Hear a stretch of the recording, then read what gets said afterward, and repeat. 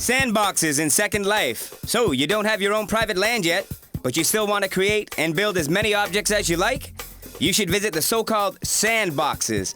Several sandboxes on a total of 40,000 square kilometers offer you enough space to test your handicraft skills as much as you like, and it's all for free. These islands are interesting to visit anyway, if only to exchange your SL knowledge with other members. ANBW in Second Life. The German energy company, ANBW, now has offices in Second Life where they provide information about energy, climate protection, and alternative power and heat supply. Experience the consequences of climate change and learn everything about environmentally friendly living. Protecting Mother Earth gets more important every day, so visit this sim and enjoy. First Virtual Chips Company in Second Life. Follow the life of a potato all the way from their harvest into little plastic bags as tasty chips. This Virtual Chips Company entertains by cleaning, sorting, peeling, deep frying, flavoring, and packaging potato chips. And watching all of it is still completely fat-free. On Monday, Snackwell Carter is going to open the company where you can learn and celebrate with them. One question remains. Even if you don't gain weight, what do you do with the virtual chips? Cuba makes it into Second Life. Visit Cuba in Second Life. On the island of Rose Garden, you can feel the spirit and soul of this controversial island. Walk through the streets of Havana and get to know the Cuban way of life. It's defiantly worth visiting. And the owners have put much love into every little detail and made it a very special place in SL. Here you'll find that Cuba is much more than just Fidel, cigars, and Guantanamo. Band contest in Second Life. The Italian Wave Festival is seeking SL musicians for their upcoming event from July 17th to the 22nd. A stage in Second Life will give unknown musicians the chance to perform in a very cool area at the same time as the Real Life Festival in the town of Arezzo. Applications will be accepted until the 1st of July, and a jury of musicians will choose who will be invited to take part in the Second Life Band Contest. Good luck! Wow, Dragster is certainly working overtime this week. He must not be married with children.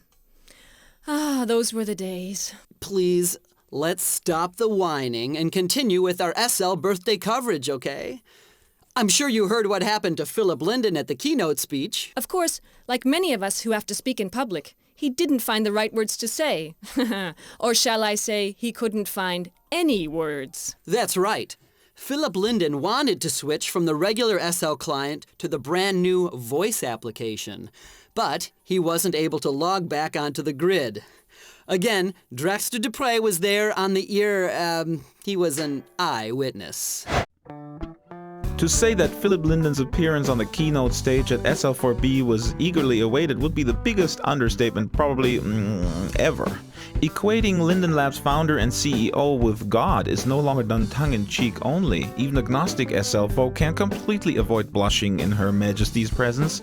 I myself waited several hours this past Saturday. Then it was time. Isn't it amazing to learn that the creator has to work weekends?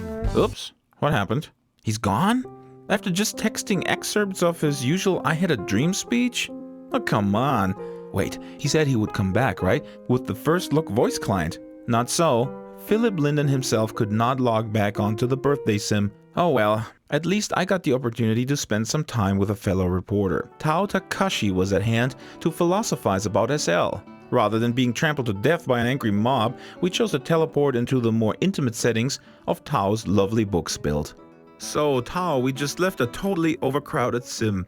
Nobody can move and even God himself is shut out. Yeah, that seems quite normal for Second Life sometimes. Wasn't it a little strange though that Philip Linden did text and not voice? I mean, this is the new feature this year. Yeah, right. I'm not sure really why he wasn't on voice. Maybe he didn't have time to switch it because he was yesterday also on a text-only event, and that's actually where I met him. You met Philip Linden? Where? The event about philanthropy in virtual worlds with the MacArthur Foundation. What did he talk about there? A little bit about the future, but very vague, of course. It seems that his speech is somehow always similar. It always goes back back to his initial dream, and the dream is persisting, although the world is growing. Yeah, that sounds similar like yesterday when he was speaking at the MacArthur event. Last summer there was a huge growth in numbers. Do you expect something similar now that voice and Sculptease are added? I'm not sure. I think Second Life is quite known. I mean, last year that was dramatic. What happened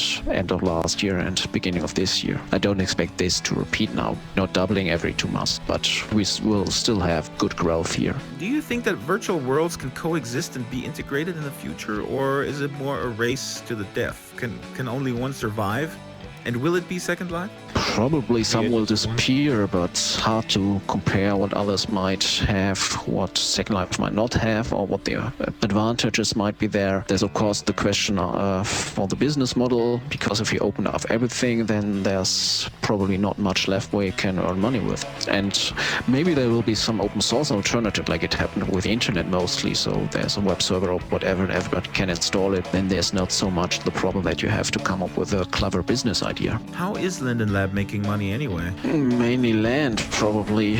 That can't be that much. I mean, you sell an island once, then you get a little monthly tier. Yeah, I'm not really sure. As they're not that open about their financial situation. Of course, you can see what comes in from uploading textures or whatever. I'm not sure if it's really that much that you can survive from that, especially to also have money for developing the platform and running it. When I looked around on the 9 birthday sims, it struck me that SL really is such a mixed bag. Some stuff looks really amazing and aesthetically pleasing. Other things are a little on the ugly side. Yeah, but that's the Web 2.0 idea. So you just enable everybody to do whatever they want and they can put it up wherever they want. Look at YouTube. There's not really that much quality maybe, but still it's a community thing and everybody can create these days. And this is also what I think what other worlds really need to enable, because otherwise it might get boring for people.